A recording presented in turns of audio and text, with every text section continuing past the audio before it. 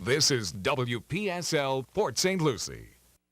The opinions expressed are those of the host and guests of this program and are not necessarily those of station staff, management, or sponsors. WPSL does not endorse products that may be mentioned. Any reproduction or retransmission of this broadcast is strictly prohibited without written consent of WPSL.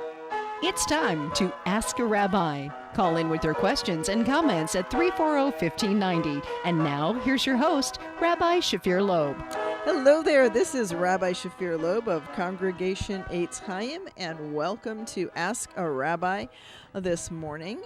Please give me a call at 772-340-1590. I'd love to hear your questions. And, wow, what a week it has been. It was an incredible week. Of course, I ran late last week, but we had a great show anyway. Mm-hmm. Thank you for that. And yeah, and then the world kind of went crazy over the weekend. It was one incredible week last week, and I would like to not repeat that kind of week ever. Yeah, mm-hmm. Ever is a good way to put that. And because I'm sitting there after our Shabbat service is done, and the news starts to creep in about what happened. And Congregation Eitz Cayim had a memorial service, a special service Sunday evening to remember the 11 who were killed at Tree of Life. It's worth noting that Eitz Cayim, the name of our congregation, means Tree of Life. And so we definitely felt a little bit of a kinship, not to mention the number of people that I actually know that were directly connected to what was going on in one way or another. And so this particular Shabbat, we're joining with congregations all over the country in something called Solidarity Shabbat, or Show Up for Shabbat. There's a couple of different hashtags out there for it, but we're doing that on Friday and Saturday. That was it comes partially out of the Federation. It comes partially out of the Reform movement, the Olive movement. Everybody's getting on the bandwagon on it. And shalom to everyone who's saying hi to me now on streaming. And so we're joining in with that. We're going to do a special piece in our Friday night service. We're going to do our normal joyful Friday night, tempered, of course, by what's gone on for the 11, for the 2. And for anyone else who's been really the victims of violence. But we'll be doing some very special things. It's worth noting, right, the 2 people who were killed for shopping at Kroger's while black. And it's, you just, you think about things like that, and it's like, really, what are people thinking? And so we'll also be doing it Saturday morning. So it's Friday night at 7:30. You're welcome to join us at 540 Northwest University Boulevard, Suite 102. It's across from First Data Field, or Met Stadium, as most people call it. And it's the blue office building in West Park. We're the center of the front building right next to the elevator. Easy to find. And we'll probably have a young person. No, we won't have a young person out there with a... he has pink eye. Okay, so we'll have to make a sign and put it out front. And then Saturday morning at 10:30. Those are our regular service times, and we invite anybody. You do not have to be Jewish to come. Anybody is welcome. Particularly, come and see what a Jewish service is about, and get a sense of who and what we are, and see what it's like.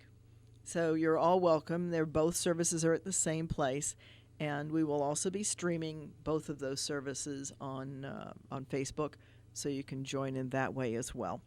And I look for some healing in the world. It's been such an interesting day. I've had people call me and connect with me from all over the world, actually, in one way or another, connected either because they knew somebody or they knew somebody who knew somebody. It's just, and I can't even begin to think of what it must have been like for the rabbi there. And there was a visiting rabbi, too, who didn't actually make it into the building. He was running a little bit late. 4 minutes. Yep. Mm-hmm. Yeah, what a difference it makes. And a couple other people that were late. And that's usually the case, right? People are a little early, a little late, and you never know exactly who's in what mix. And, the piece that I heard yesterday that just blew me out of the water was that this man had discharged well over 100 rounds in his first volley. That's just, he was Rambo on steroids, for lack of a better word. A high-powered rifle, 3 handguns, supposedly used all of those. I can't begin to imagine that. You're talking to somebody who has fired a weapon in the military. I had to qualify, to fire a weapon, and did so. I've got some military service in the background, so I understand weapons and how they can be used. And one of the things I was in SAC, Strategic Air Command, and the thing that we always said and lived was that the idea was deterrence. It wasn't to use the force, right? Because that's it. When you actually end up having to use force, you've lost. Right? You've really lost by the time you have to use force. It's an interesting concept, and that was part of what the theory was behind it. That your stick should be big enough that nobody wants to challenge it. Then that's one way to do it. But again, it needs to not be wielded to generate fear. So I'm going to actually pull on a comment that you made during Stuart's Ask a Rabbi or Ask a Lawyer. I've just been promoted to rabbi. There you go. You were talking about people walking. People walked for 40 years. Now, granted, they didn't have cars and boats, but these are people who don't have cars and boats, right? So, historically, there have been many pilgrimages. The coming out of Egypt's only one of them. That was 40 years. That took quite a while of walking, and it's different though to know the history and know that at the time there were no buses, trains, there were no planes, there were that people walked. But you think that they walked over years. They walked over. It's just today to think that distance is being walked. Understand. So I'm gonna flash back just. I'm thinking, how are they? Just the logistics of it, the feeding of the children. Everything's hard. My mother of blessed memory barely escaped Vienna. She got out the last month that anybody managed to make it out of Vienna, and she lived through Kristallnacht. And in her family, my half aunt had and her mother. My grandfather was married twice. His first wife and her daughter had come to the States at some point. And as things started to heat up in Europe, she could sponsor her father. So, so this is one of those string immigration things, but without it, I wouldn't be here. So my step aunt, or step cousin, I guess, sponsored my grandfather. And he came over, and he was in the States for 2 or 3 years until my mother and her mother could make it to the States. And part of that was the visa that they had was sold out from under them in Europe. And, she barely escaped and presented herself with the visa in France and or Holland, or I'm not even sure which at this point. I'd have to look up the records. But then she and her mother boarded a ship. My mother's uncle, my mother's brother didn't make it to America. He went to England. He then came back to Vienna after the war.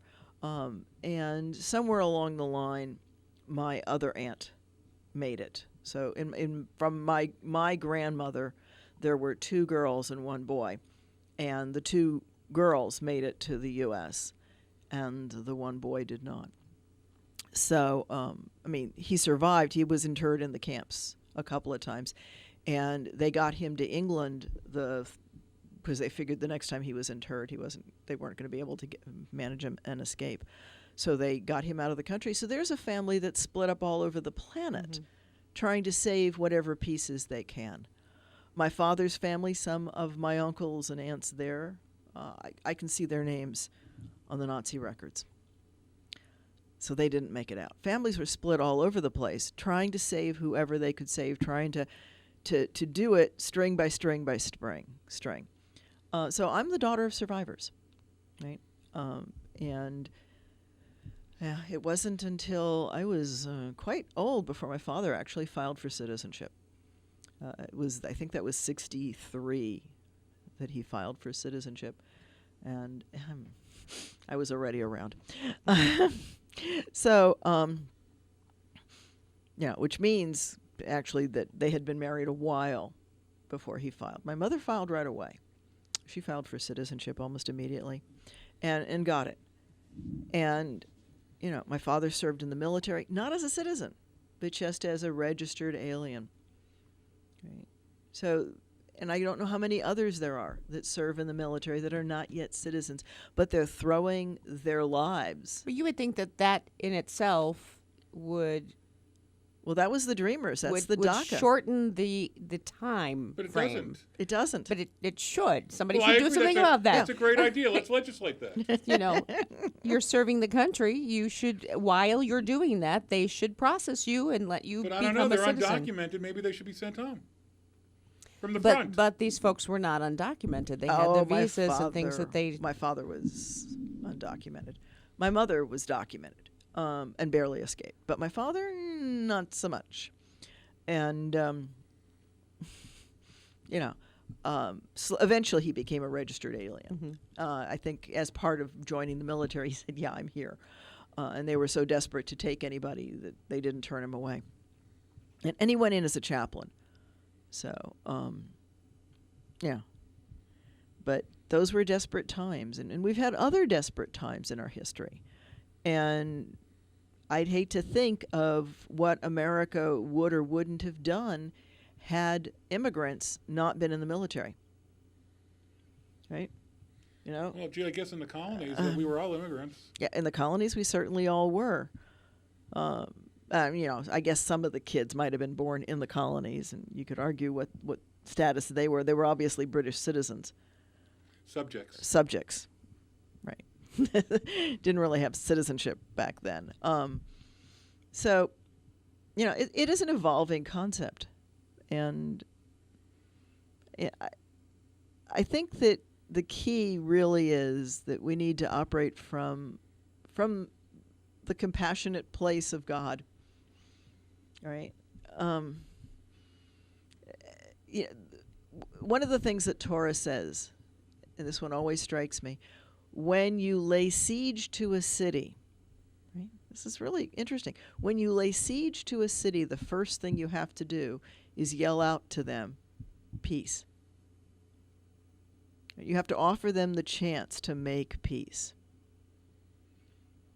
before you do anything, even in war.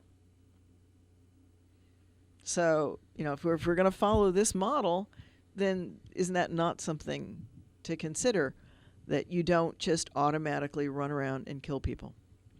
Even if you need to, you still have to offer them a chance to do it peaceably, to come to a peaceful agreement. And I have to believe that when our founding fathers and mothers founded our nation, they were thinking about things like that. They wanted to offer people a chance. Certainly they themselves were the ones who weren't going to inherit in Europe. We're a country of second-borns. And what do I mean by that? The firstborn didn't leave because they were going to inherit all of Dad's stuff, all of the land and what have you. So most of the people who came to America were second, third, fourth children who weren't going to inherit because Europe at the time had an eldest inherits all model. So if you weren't the eldest child, then you got a little payoff and off you went. And most of those looked at America and said, it could be a better deal. Let me go to the colony, see what I can do. Because they would still have their schooling. They would have everything else that came with the trappings of wealth, and they probably came with a gift from their parents. But they mostly built what they built here. They built business connections. They built a number of different things. And that was the opportunity of America. It was the new world. It was a new start for people. And it still offers that in the world. At least I hope we do. I hope we really do offer that.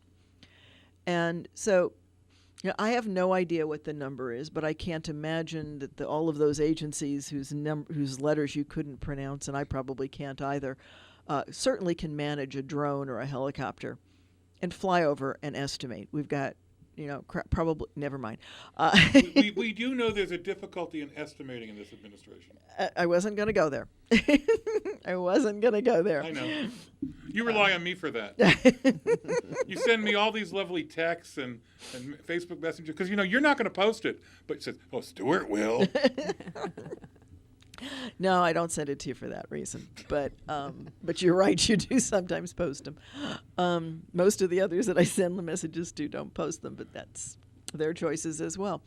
A lot of the stuff I get sent to me by message. And by the way, I did get my... I'll share with you something that a business colleague said to me, and I have actually tried to follow it. And what that person said, a Republican... They're not all evil. They're not all evil. It's a Republican that I truly respect. And one of the things that he said, not only to me, but to a group, was to make a donation to both candidates. And he said, that way, you are among those who contributed, no matter who wins. Plus, you're part of the system. Give more where you want to, but make sure you make a donation to both sides. And so what that really means right now is I get tons and tons of political stuff. Emailed, texted, mailed, every way you can get it from both parties. And actually all three. I get Green Party stuff too. So, and it's interesting. It's.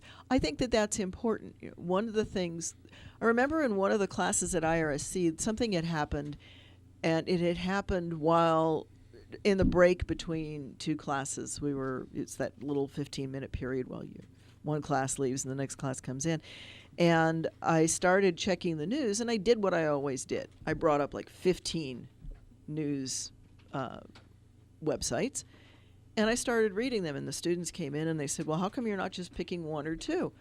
And I said, no, I want to see what everybody says. All right. If I don't see all of the viewpoints, then I can't make an informed decision. And sometimes that means you really look there and go, really? Now, a little self-disclosure, I was the editor of my college newspaper, and so fact-checking, very important. We were not allowed to print anything that we hadn't checked at least 3 different ways. And that's a college newspaper, right? So you got to wonder... The standard has changed. Well... I think the standard has changed.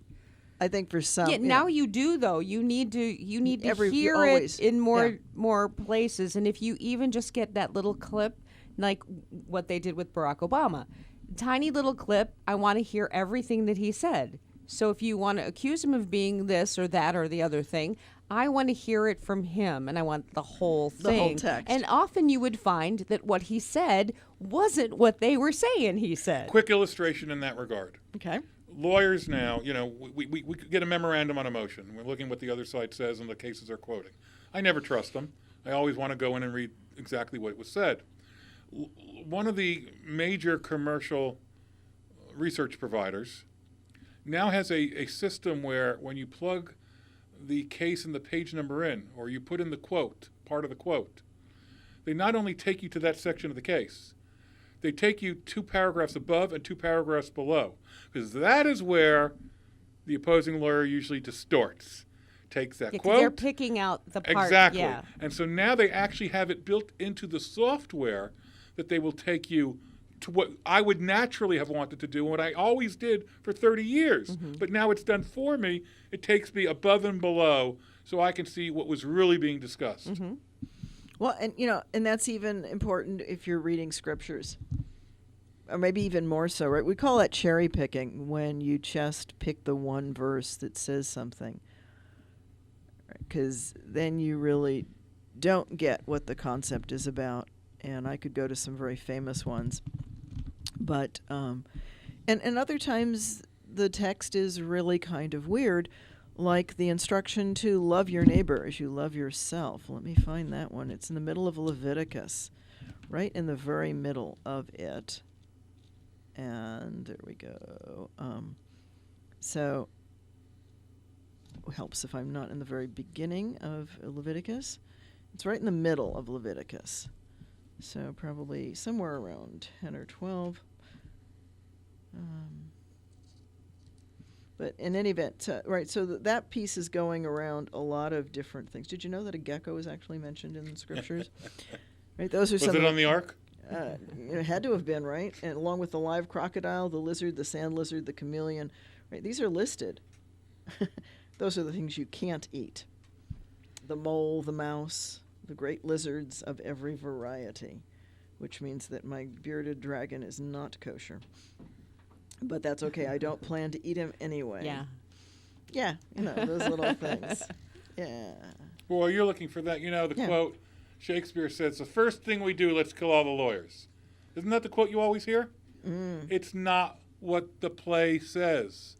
If you look before that quote and after, you'll see that what Shakespeare was discussing was that in a non-democratic society, a society trying to move towards totalitarianism, the first thing we do is kill all the lawyers. The point he was making was the essential nature of the legal system in a democracy. So what everybody quotes Shakespeare as saying is not what he meant. Ooh, okay. There we go. So I'm not finding it, but that's okay. You would think that I would find it easily, but Mishmati. It's in this. It's in Kedoshim. Okay. It's in there. So it's somewhere in this little section. Oh well. Lots of other things that go on in that section. This is about putting your children to do all kinds of things. So anyway, it's in here somewhere. It's in this section. Do not deal poorly with your country folks. Do not profit by the blood of your fellow. Do not hate your kinsfolk in your heart. Right? Reprove your kinsmen, but incur no guilt because of them. So those are kind of interesting comments, too. Somewhere in here is the you shall love your neighbor. Oh, well. Anyway, so much for my finding things quickly when I want them. I'm not always that lucky. Usually I can, probably because I'm looking in the English and not in the Hebrew. Oh well, I won't belabor the point. So anyway, it goes. That's one where it is stuck just in the middle. But it says, "You shall love your neighbor as you love yourself," and that was kind of interesting. Here it is. I did find it. Okay, it's Leviticus 19:18. Don't take vengeance or bear grudge against others. Love your neighbor as yourself. I am God. Right, so don't carry a grudge. Wow. How many people don't take that one to heart? Right? And that is the section after what I was reading. Don't reprove your kinsman. Do reprove, instruct him, but don't be guilty because of it. In other words, what that text is saying is if you know that your neighbor is doing something wrong and you don't strive to help correct it, you're incurring the guilt of that person's action because you know it and they don't. And that's the assumption. So lots of important things in here, and these are all rules about how to live in community. And we're supposed to work at things. That's the point of it, and it's not something that you just give an hour to once a week, and then walk out and cheat your neighbor. That's not what the point of it is. It's not supposed to be something that stays in a book, in a room that you visit once in a while. It's supposed to be something that you live by on a daily basis. And I'll say that that's hard. It's challenging to try to do the best you can. And yet every religion asks us to do that. There isn't one that doesn't. And I like to challenge my classes at the college with this idea. If we live on one planet in one universe, and there's one creator God that created us, can it be a different God in a different religion if it's the same universe that God created? Right? Because to say that it's a different God is to be a polytheist, right? You've got to have multiple gods creating the same planet, the same tree, right? If we believe that God made the palm tree, then if my Muslim neighbor says God made the palm tree, then God probably made the palm tree. God probably made the palm tree. But the point of it is it's the same God. Mm-hmm. Right? If my Christian neighbor says that God created the palm tree, it's the same palm tree. If my Hindu friend says the supreme God created, then it's the same God. It's just a different it might be a different way of approaching that God. We have different codes. We use different languages. And yet there are people who believe evolution created everything. And does that really mean that God didn't? Well, I don't think one doesn't proves or disproves the other, does it? I think they I don't both think work. we would ever. Yeah. But then again, I would be getting into the popular argument with Stuart over what is a day. And dinosaurs. Yeah. Well, I have no problem with dinosaurs. Of course, you don't have any of those in Florida, right? We don't have any dinosaurs in Florida, not because God didn't put them here, but because Florida at the time of the dinosaurs was underwater. And so it would have been very difficult to have lived here. Right? Florida's barely above water. All right, so right now. if God created the heavens and the earth, light and dark, Yeah. and Adam and Eve, when did he create the dinosaurs? Before Adam and Eve. Oh, no. Why not? Oh, I love disagreeing with my own rabbi, knowing that her knowledge is far superior to my own, but still. It's the same time God created angels. Come on, I'd have to go into what he did on each day. I know there's a section there. Yeah. I don't find the dinosaurs in there, but once he creates Adam and Eve, there can no longer be dinosaurs because humans exist. Okay. So, when does he create the humans? On the third day? No. Humans are on the seventh day. Sixth day. Sixth day. Yes, but who knows what a day was? I know. The only thing that God does on the first day is separate light and darkness. I mean, even in There's no the very sun, moon, or beginning, stars. when all of the people are being, the different families and stuff, they say how many days that person lived or how many years that person lived. People were living a whole lot longer then than they do now. And so how long was a year? Well, as the rabbi explains, a year wasn't really a year because they didn't understand a year. They were probably looking at each season as a cycle. Okay. So if that works, then how come day? Because the word day is what is written. And one would think that it is written because God wants us to understand in the way that we can understand. And if the miracle is supposedly that God created everything in 6 days and on the seventh day looked at it and said, it's good, I'm going to rest, then that's the miracle. Well, God says that it's good a lot more than just the seventh day. Finally takes a break on the seventh day. And perhaps we're still in that seventh day. There's another one, right? Right, but it's not day, it's yom. It's a Hebrew word, yom. And yom isn't just day. Right? Because God didn't create the world in English. God created it in Hebrew. And, so it's important to know that yom isn't just a 24-hour day. It certainly was not a 24-hour day. They didn't understand the concept of a 24-hour day. And days, here's the real piece. Days are not 24 hours right now, except on the world clock. On the planet, they range from 23 hours and some number of minutes to 24 hours and a few minutes, depending on where on the wobble we are and where on the orbit we are. And when those things coincide, it changes. So a day is not even fixed in science today. It's only fixed on the world clock, and that's by agreement. They took the number of ticks on an atom, and they divided it into 365 sort of kind of days.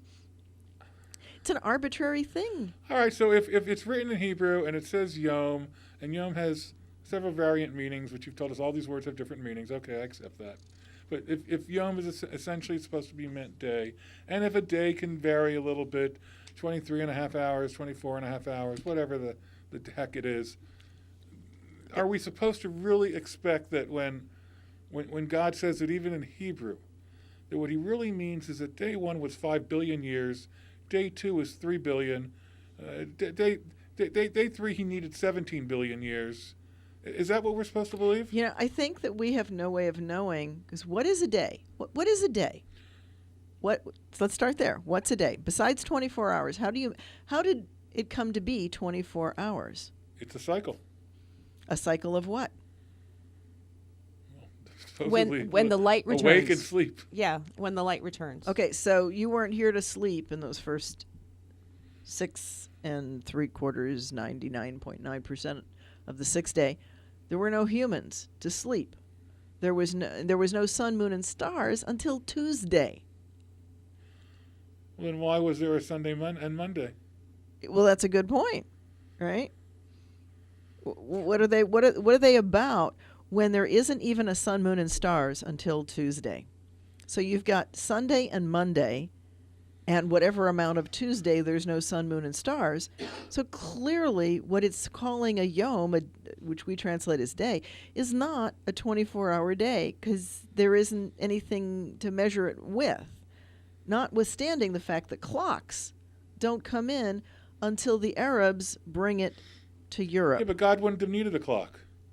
God would know what a day was. But he could interpret what a day is as well. So it could be billions of years. Because and God just but it's roughly like a day. It's roughly what it always has been. I mean, it varies a little bit depending upon culture and location, but isn't this essentially a day is a day. Faith comes in that we believe that that's how the beginning was. Yes. It's faith. So I would say to you, I went to an Orthodox Hebrew school. I know you did. That was the only one that existed. So why would they never have tried to explain this? Why would every place I'd ever gone basically say, that's the miracle? 6 days. It only took 6 days to create the world. That's just how it is. Don't ask questions, right? It's easier. No, but Jews never say don't ask questions. That's not part of Judaism. It's exactly the opposite, actually.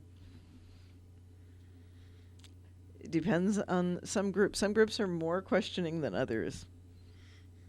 And right. Seriously, there's a different understanding of scriptures depending on the flavor of Judaism as to how literal to take it. And as a good friend of mine puts it, the danger is taking it literally and not seriously. Right. So it's there to teach messages. Do you really think that the boat floated? Do you really think that donkeys talk? I think those are sacred stories. Right? And even in scriptures, it says Megillah for at least 5 of the stories. They're just stories. Right? Psalms are prayers. They're not prophecy. That's the difference between Judaism and Christianity, admittedly. Jews do not look at Psalms as having any prophesying. They're purely prayers. It's the early prayer book, the Psalter. And we know that there were some other prayers, thank you, Dead Sea Scrolls, which has a beautiful collection of additional psalms that were probably circulating a couple of thousand years ago. And some of them are quite interesting. And and one of the people here put 2 comments. Yom Kippur, it's longer than 25 hours. And dinosaurs existed before clocks. So those are a couple of comments on our streaming. Dinosaurs are an interesting thing, right? So the Orthodox did not allow McDonald's to give out dinosaurs during the Jurassic Park period in Israel, even though they were giving it out the rest of the world. And because dinosaurs fly in the face of the literal understanding of a day as Americans and as people after the 11th century understand it. So are you saying I should be an Orthodox Israeli Jew? An Orthodox Israeli secular Jew, yes. Okay. With a male rabbi. With a beard. I stroke it periodically. Right. So, there's certainly big pieces in here, but there's also conflicts. There's an instruction in there to, everybody sings about taking your plowshares and beating them or beating your swords into plowshares.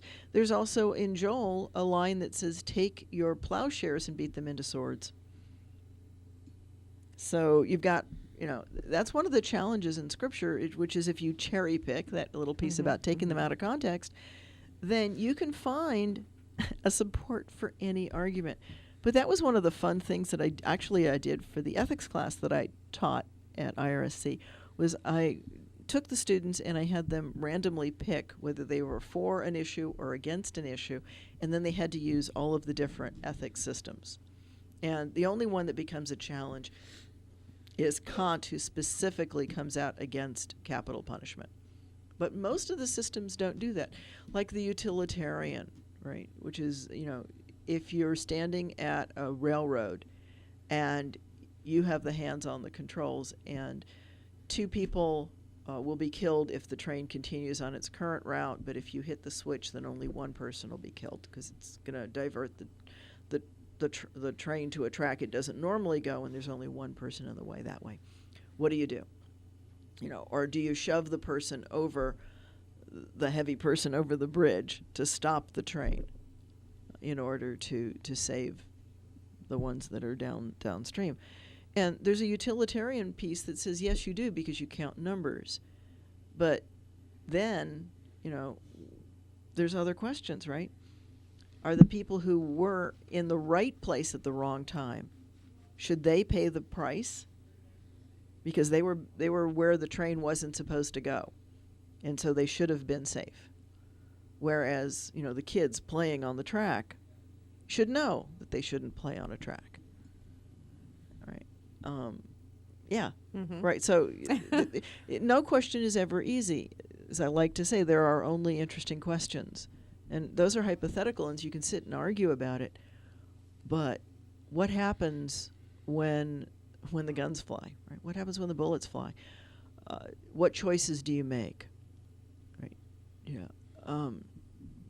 There are not easy answers, right? The doctor who was killed at Tree of Life left his secure place where he had escaped to in order to try to help others, and he did not succeed. He got killed. Was his action the right action? And I don't have an answer for that. It was the moral action. Well, he did the best he could at the moment. He made a decision. He tried. Well, here's the other piece, right? So he got killed. He didn't save anybody. If he had lived as a doctor, he might have saved others. Right? So did he not harm the fiber of the universe by his action? But if he had not done what he did and acted immorally and taking no action, then the rest of his life, whether he's saving people or not, isn't there a stain on it? I don't know, because in a situation when the bullets are flying. So you're saying self-preservation over helping others, which would be the right choice. Well, it depends, right? Because he didn't make the right choice because he got killed and did not save anybody. Now, did he make the moral decision? I don't know. I mean, clearly his heart was in the place of helping people. And, so there's judgment calls, and we weren't there. But that's noble. It's noble. It's definitely noble. And what decision would I have made? I have no idea. I can sit here on my chair and pretend that I know. I'm trained as a first responder, but the first thing you're supposed to do as a first responder is not put yourself in danger. Right? Because again, you don't. Whose life is worth more becomes the question, and there isn't a good answer. Talmud tries to address it. It says that if two people are out in the desert and there's only enough water to bring them back, for one, the person who owns the canteen is to drink it. It's an interesting approach. The person who owns the canteen is the one to drink it. Now, of course, that assumes that both people are equally healthy, etc., and only one can make it. Those are all hypothetical things, as a lot of these kinds of arguments are. I don't have good answers. I don't have. And I challenge anybody who really thinks they know what they would do. I don't think until you're really there that you know. And I say that from this standpoint. When I was coming back from Europe on a flight in the military, and we were supposed to put into Keflavik, which is the middle of nowhere. And the winds were favorable coming across, and we had just enough fuel. And so the captain radioed ahead and got permission to change the flight to go to Bangor, Maine. Bangor is a SAC base. And that was well and good. And we'd made the request, and they said, yeah, go ahead, start on that, and we'll forward the request on, and we'll tell them that we approved it. And, we didn't say or hear anything more and continued on to Bangor. And what we didn't know is that the communication went down on that link, and Bangor never got alerted that we were coming in. And so when we call into Bangor, there's a pause for a moment, and then there's, a clearance to land. The pause was unusual because usually they come right back. And the captain commented on it, and we went into Bangor, and as soon as our wheels touched down, we were surrounded by Sky Cops. And they told us to taxi to a distant place on the field and stayed surrounded and aimed their weapons at us. And it was hot, and we opened the door of the airplane because we couldn't continue to run. We didn't have enough fuel to continue to run air, and it was hot, so we opened the door, and looking right up at us were the business ends of rifles. And I'll tell you, that was an interesting feeling, because I knew that the kid on the other end of that rifle, if I had made one move, would have shot and wouldn't have thought anything of it, because that's what he's trained to do. And it was an interesting feeling to be on that end of it. And I've been scared in the airplanes that I've flown and wondered if I was going to make it down.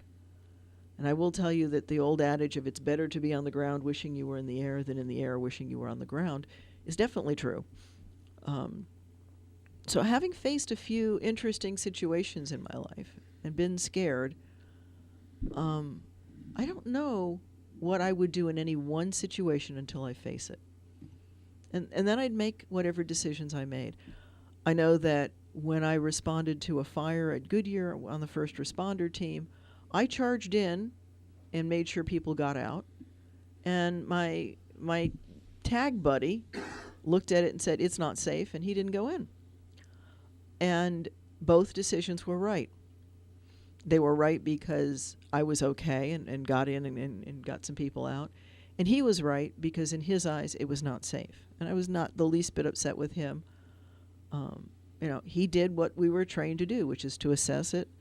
I figured I could get in and back out because I looked at where the fire was and made a judgment call. And he looked at the fire and made a judgment call, and we made a different judgment. That's all.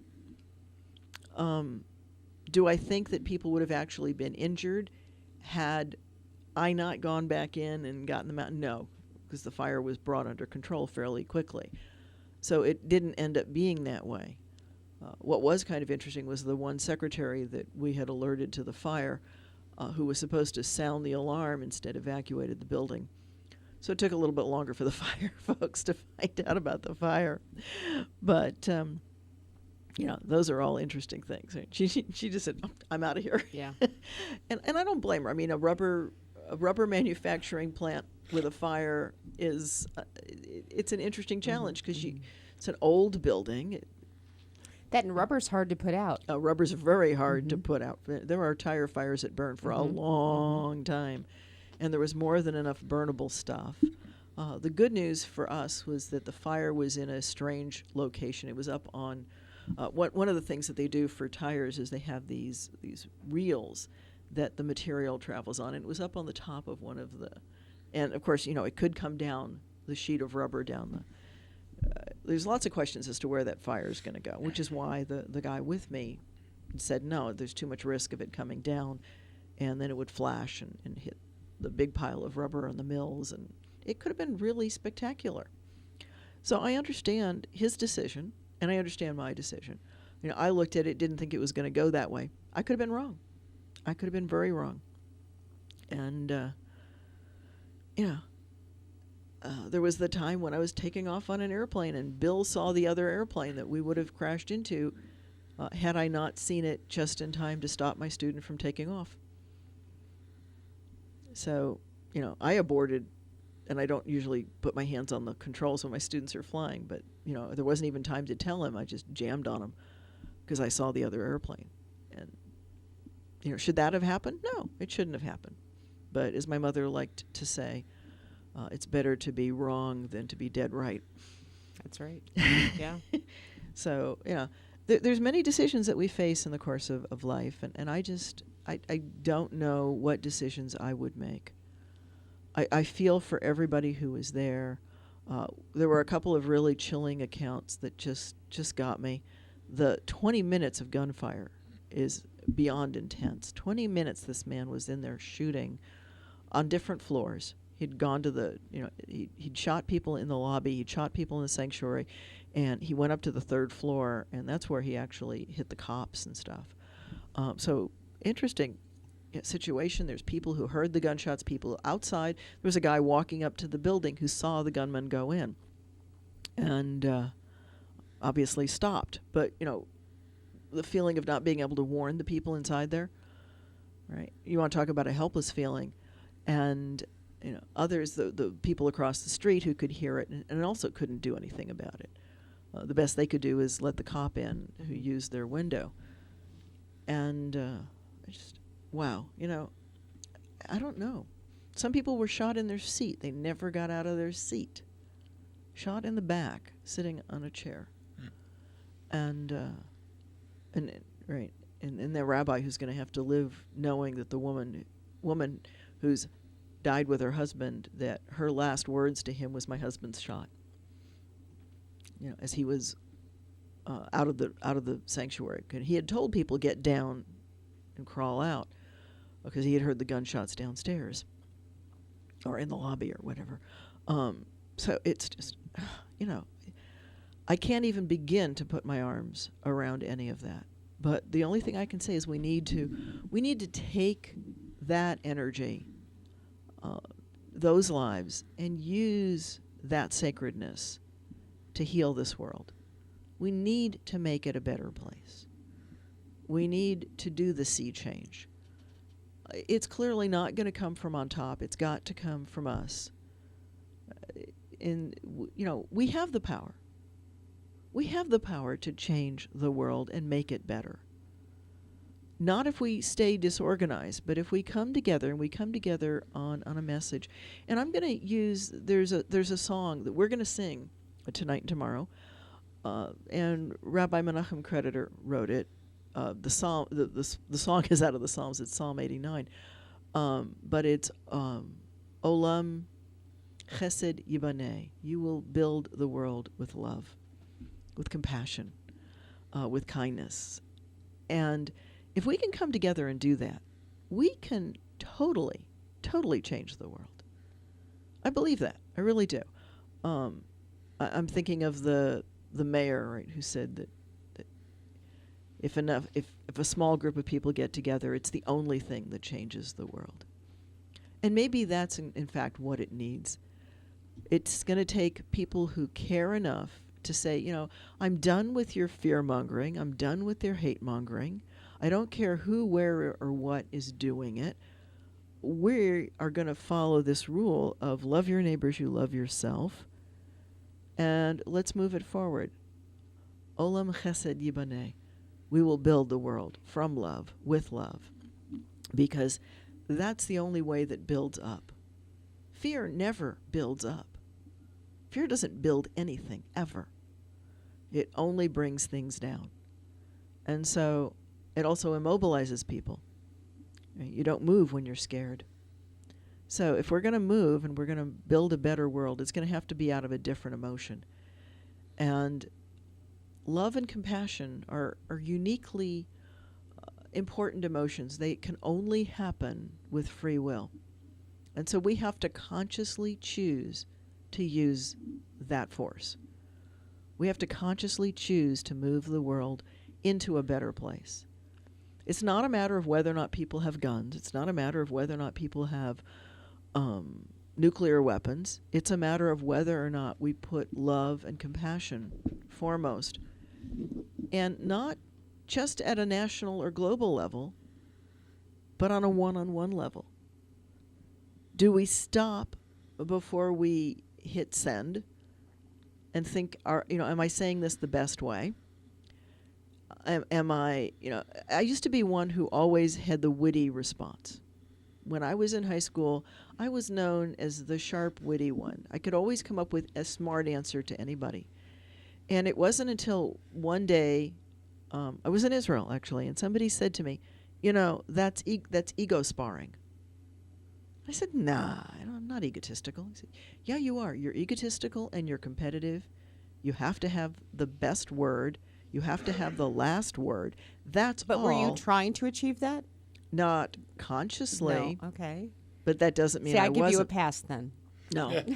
No. You don't get a pass on something like that, because just because something's true and you're blind to it doesn't make it not true. But that's not what was in your heart. Or was it? Or was my ego lying to me? Right? Was my ego lying to me and saying, oh, this is clever, this will be good, this is, we'll give you some endorphins for doing that. Because certainly I did get my endorphin rushes from, it was really good when I was clever at it. But, did I build relationships doing it? No. I did not build. I put up walls. I was not vulnerable.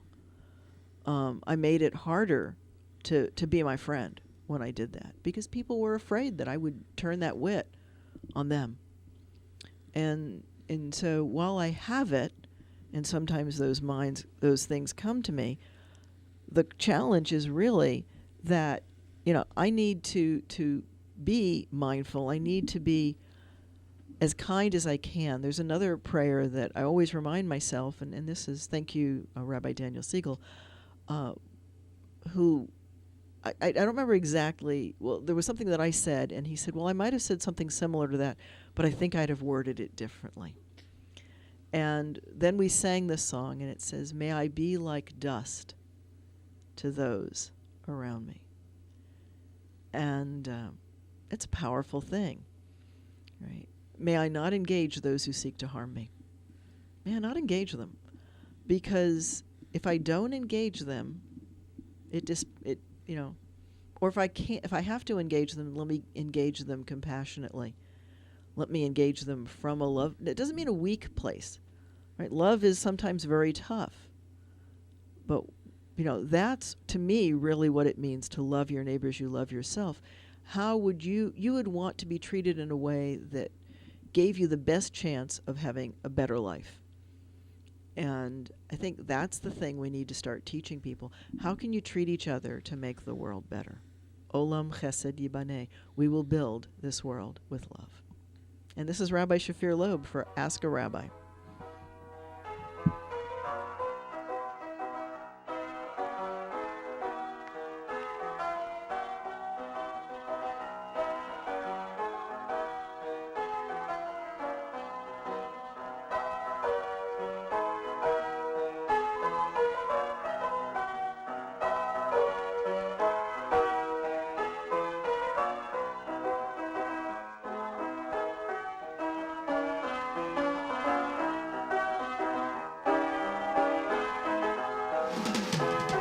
This is WPSL Port St. Lucie, the talk of the Treasure Coast.